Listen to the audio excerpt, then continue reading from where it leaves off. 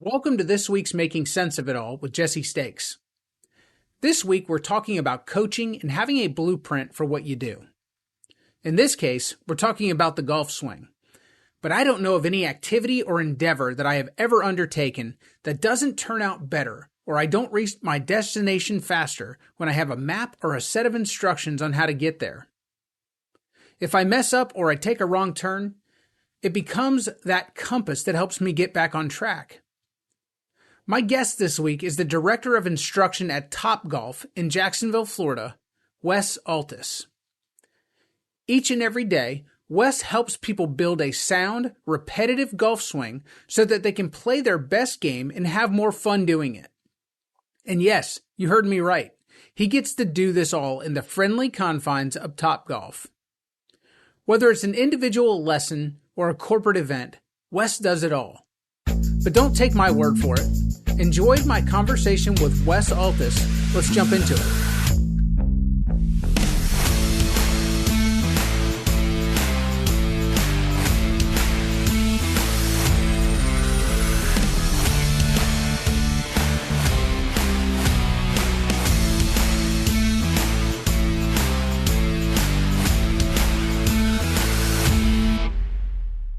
So tell me what the Director of Instruction at TopGolf does.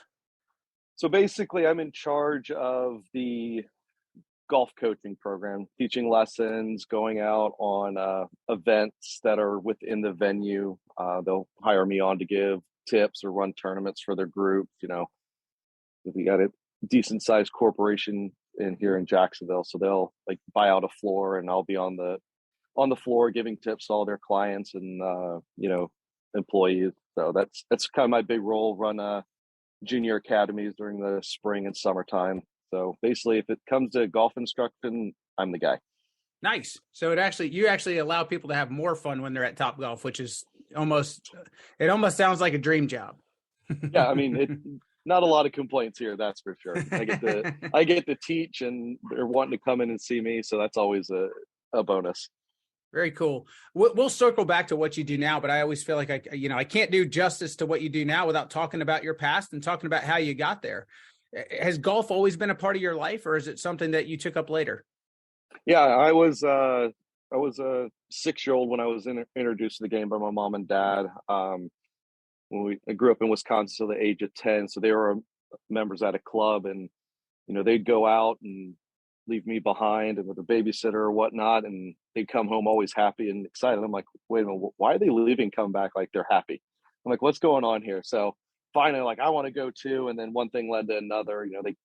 The pro at the club cut me down a little 8-iron I still have to this day, and Nice. just kind of started whacking away at that thing. And the store is always like, yeah, you were good at it, but you just always want to hit it in the sand trap, because I thought it was fun to be in the sand. So that's why I'm a decent bunker player, because I love hitting it out of the sand all the time. That's awesome. So did you play in high school? Yeah, so played in high school all my years, MVP on the team all 4 years, freshman through senior, honorable mention 3 out of the 4 years for all county. And then pretty much from there, it was more fun for me. I caught the volleyball bug actually during my high school time when I was playing golf. So I actually played in college here in Jacksonville at UNF. We had a little traveling team that the school ended up, sponsoring us on. So that was kind of it from there as far as being super competitive in the golfing space. Very cool. So what inspired you to become a teaching professional? So I guess it's more of figuring out why it wasn't as good as I thought it should be. So I always felt there was something missing. And I'm like, well, maybe I can be the person that sheds some light on people that, want to get better and, use my experiences, struggling to be great in that regard. So I really dove into being, kind of a golf swing nerd and all that great stuff. So, I mean, it was, just a learning process, and, that process still goes on until today. I always kind of find out what's the latest and greatest, see if I agree with it or not, and then apply it or throw it to the wayside. I feel like, especially in today's world versus 20 years ago, sports in general, not just golf, but especially golf, has become so one and the same with biomechanics. I mean, we talk about how people work anatomically and how their body works dynamically. And it really has, I mean, golf has just gotten so granular when it comes to how somebody's body moves. So I got to imagine you're learning something new all the time. Yeah. And that's kind of probably within like the past 10 years, that's been a big focus of mine. It's like, all right, how's the body moving? What joints are, very essential to the golf swing, controlling those. And then also, the player in front of you kind of have to coach them in a way where they can actually go out and play golf. I think, people get too locked into swing has to look 100% a certain way.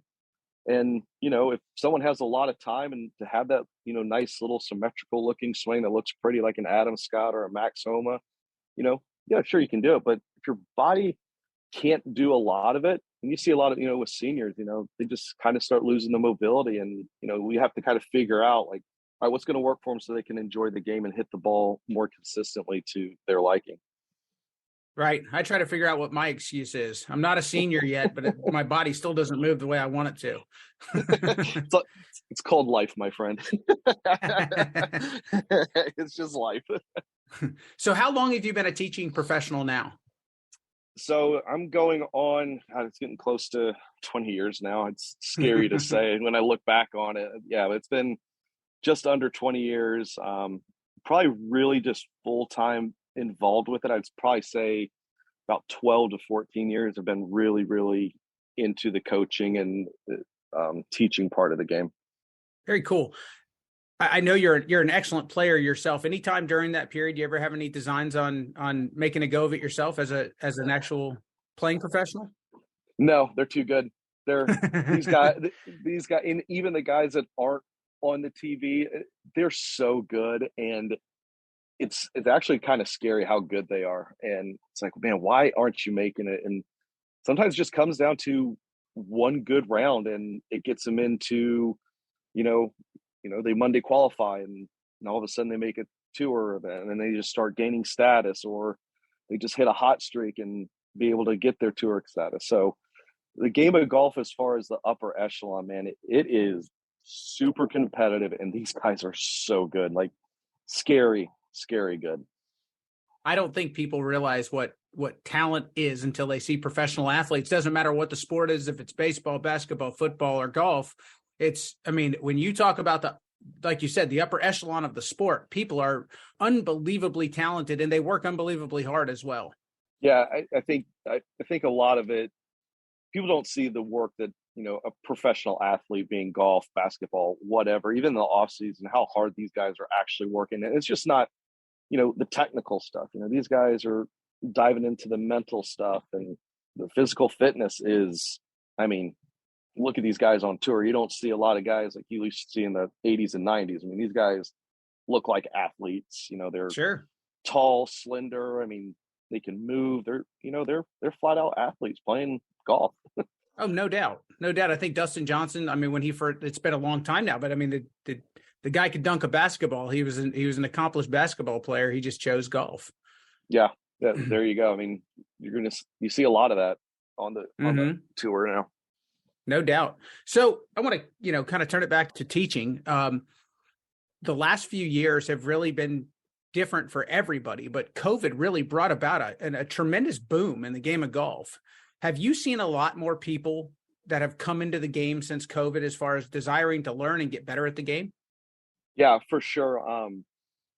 It's actually new players, and also people that may have put the clubs up, for 10 or 15 years. They're, COVID kind of forced them to be active since nothing was really open. And fortunately in Florida, the courses for the most part remained open.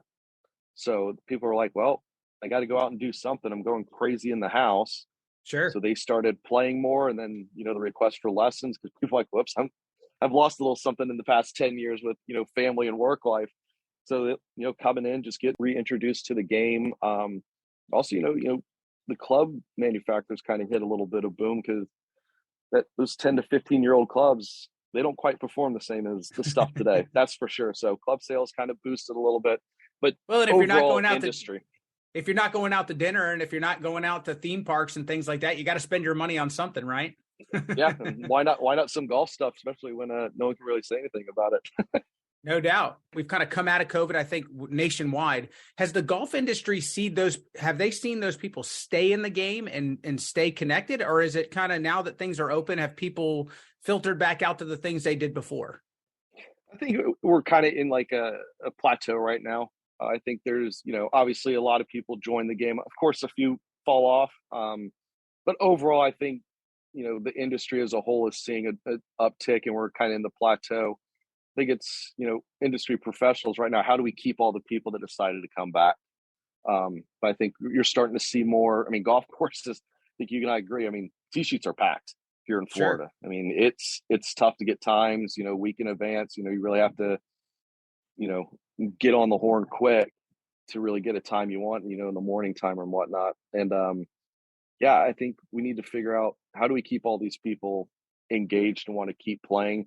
I think having a lot of the places now, they've kind of loosened the tie a little bit. Like they're not so uptight with, making sure, oh, your shirt's got to be tucked in or no music. I mean, we're starting to see, basically kind of our generation going to have to keep this thing going. And I know for me, I love to have music going and have a couple cocktails when I'm playing with my friends and enjoying my time out there. I mean, it's, 3.5, 4 hours, maybe 4.5, depending how busy the course is.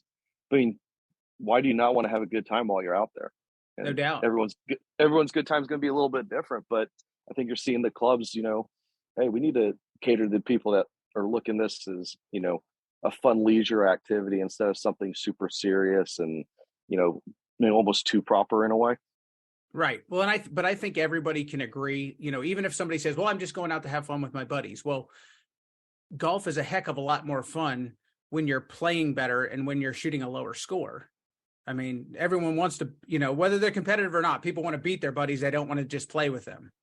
Of course. I mean, that's just natures of anyone. And usually, previous athletes, that take up the game too. They're like, they like that competitive, and, golf is not easy. So, it's an extra challenge for them. And then you get a few athletes together.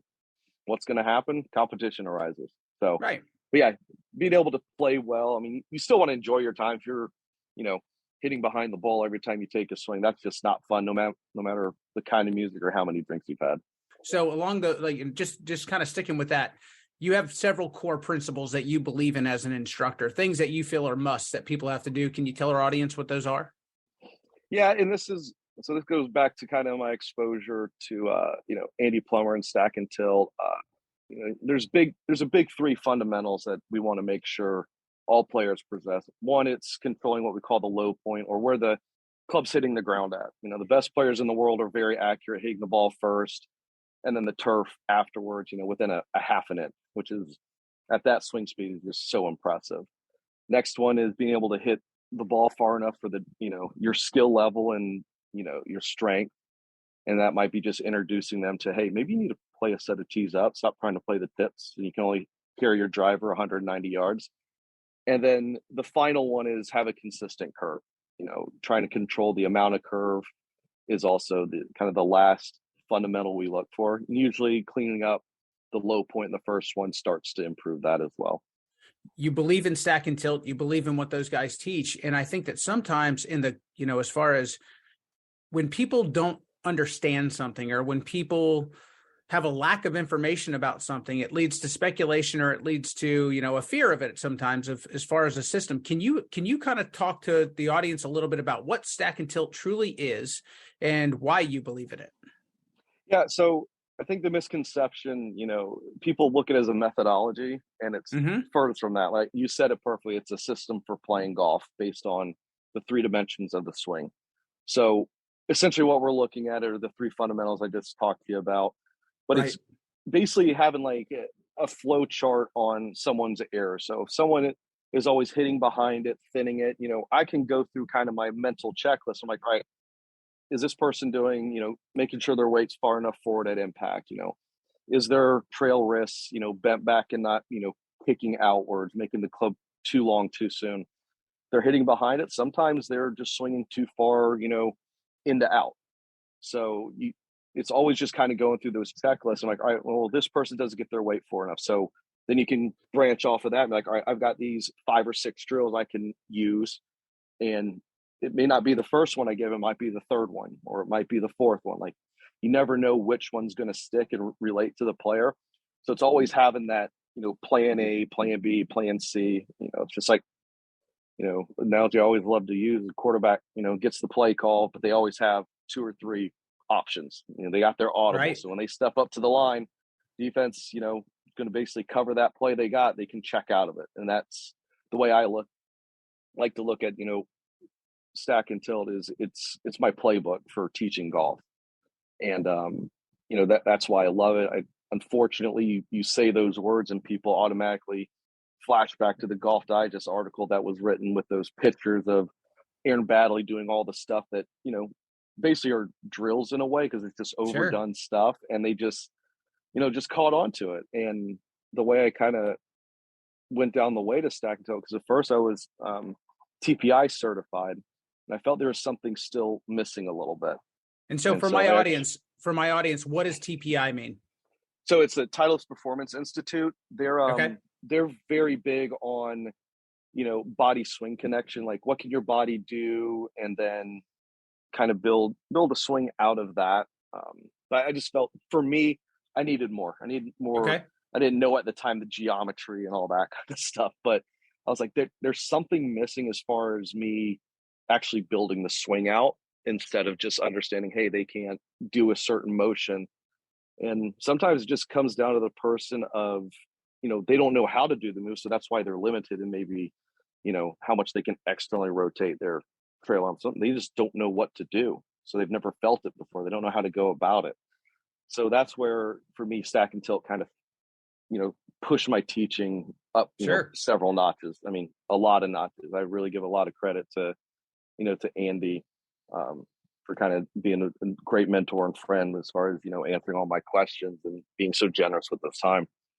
I think it's amazing. And like, just to kind of bring it to a kind of, for some of my business people in my audience, it's like having a sales questionnaire. It's like having something to go back to as far as its reference points, to where if you get lost in the middle of it, and if you're not playing well, if you're not, if it was a sales presentation and you're just kind of, you're stuck and you don't you kind of forget where you're at with your client, it's something to refer back to get you back on track. I think I think everybody in every industry uses something like that.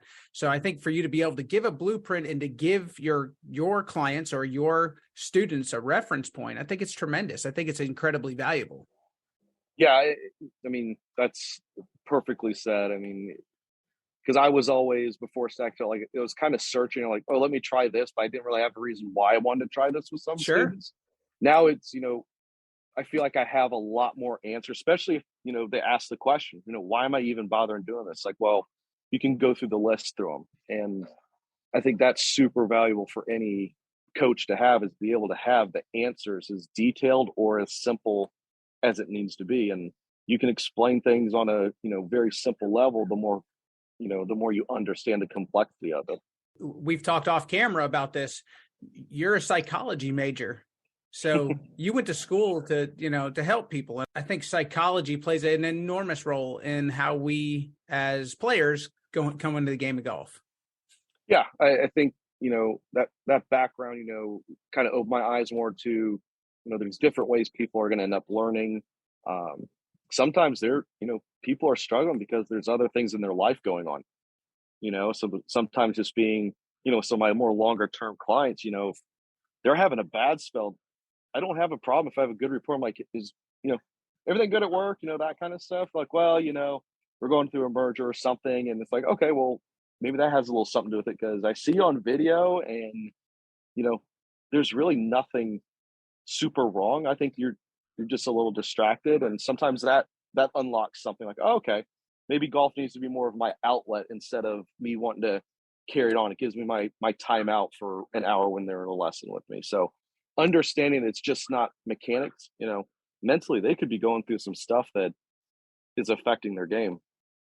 I think the whole point of even the place where you hang your hat, I mean, it's TopGolf. I mean, it's all about people enjoying the game. It's about bringing the game closer to people and making it more accessible to more people. So I think that, that whole approach, whether it's physically giving them something to rely on as far as a checklist or, something to refer back to, And if it's understanding them from a mental aspect that, it doesn't matter. Everything in your life is going to affect how you approach whatever you're doing right now, whether it's work, if it's playing golf, if it's how you're interacting with your kids, it's all of the things that we do are colored by the rest of our life as well. So I think that's a tremendous approach that you bring to your job. Absolutely. Where do you see things going in the immediate future? Do you see things getting more online based? Do you see things getting more technical based? What do you see? Yeah, as far as the business of it, I'm seeing probably a bigger shift on more of the online model. Okay. Being able to do lessons, with your phone, during COVID, that's, I had a few where I was FaceTiming lessons. It was actually really interesting and a little challenging because you can't be there with the person to actually maybe physically move them into a spot. Like, hey, no more. Sometimes you literally have to move a person somewhere. And, I found that actually helped with my communication skill. Like, I have to be a little bit more detailed and also patient because sometimes like, no, just do this. And, sometimes people just don't know their need from their elbow, but no doubt, it was very challenging in the beginning, but caught on, been able to be like, all right, more details, more analogies, being a little bit more, keep the constraints on them a little bit. If they weren't doing the move right, you just, nope, still not right. And doing it that way. So they understood. So yeah, the online is going to be, I think essentially the future of golf instruction because of all the technology we have. And then as far as, the teaching side of it, I think you're going to see more technology come out that's going to be able to measure, the human movement without any markers on it or wires and all that kind of stuff. There's a few apps out there that do that now. And, I've got my eye on that for sure, because I think that's going to help people that are more technical based, like your engineers and stuff like that. If they start knowing degrees and all that kind of stuff, that sure. They dig into that a little bit. So, but again, that's knowing your student too. If someone's more of an artist, you start throwing numbers at them. Good luck. Right. Well, Wes, I really appreciate you joining the show today. If our audience is interested in doing a lesson with you, or if they're interested in setting up a corporate outing or doing something to where they're, they themselves are their staff is looking to get better at the game, where can they find you? So all my social media is at Wes Altice Golf, ALTICE, and my website is wesalticegolf.com. So any inquiries can go through those. You can DM me on, Instagram, YouTube. You can send a message through there, on Twitter, so Facebook, you name it. You can just reach me on any of those platforms. Awesome. Wes, thanks again for joining us. We really appreciate it. Thanks for having me on, Jesse. Appreciate it, my man. Right. People always try to create parallels between golf and life, or golf and business. Well, I guess it's my turn. Wes makes golf make sense. His approach reminds me of the acronym KISS. Keep it simple, stupid. His goal is to observe a person in how they swing the club and play the game, and then give them simple thoughts and things to do to move them in the right direction without filling their head with too many thoughts or too much data. Another term that's universal to all human endeavors is paralysis by analysis. When we try to think about too many things at once, it can be like a house of cards that comes crumbling down on itself. Yes, this interview was about the game of golf, but the application of his method of teaching crosses all professions. I hope you enjoyed listening to this conversation with Wes as much as I did having it. That's going to do it for us this week. We'll catch you guys next time.